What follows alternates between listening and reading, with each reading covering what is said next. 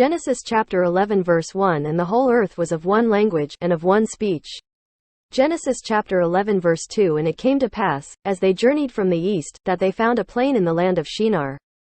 And they dwelt there. Genesis chapter 11 verse 3 And they said one to another, Go to, let us make brick, and burn them thoroughly.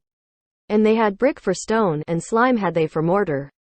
Genesis chapter 11 verse 4 And they said, Go to, let us build us a city and a tower, whose top may reach unto heaven, and let us make us a name, lest we be scattered abroad upon the face of the whole earth.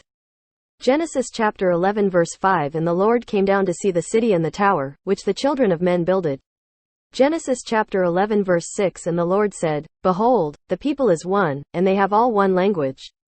And this they begin to do, and now nothing will be restrained from them, which they have imagined to do.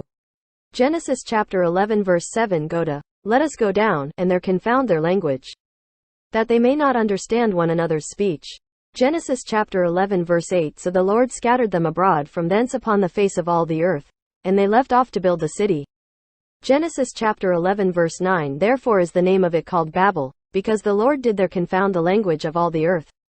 And from thence did the Lord scatter them abroad upon the face of all the earth. Genesis chapter 11 verse 10 These are the generations of Shem. Shem was 100 years old, and begat Arphaxad 2 years after the flood. Genesis chapter 11 verse 11 And Shem lived after he begat Arphaxad 500 years, and begat sons and daughters.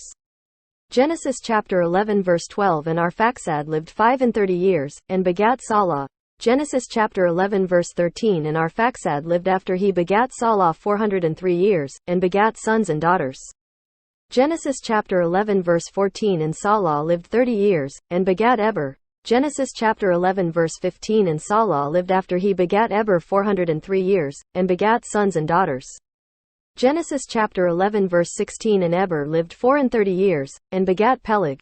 Genesis chapter 11 verse 17 And Eber lived after he begat Peleg 430 years, and begat sons and daughters.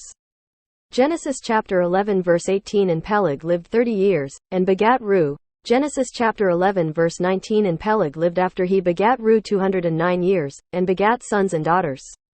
Genesis chapter 11 verse 20 And Reu lived 32 years, and begat Serug. Genesis chapter 11 verse 21 And Reu lived after he begat Serug 207 years, and begat sons and daughters.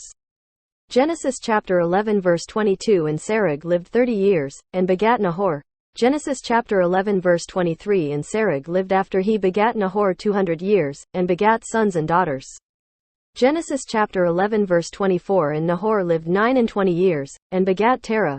Genesis chapter 11 verse 25 And Nahor lived after he begat Terah 119 years, and begat sons and daughters.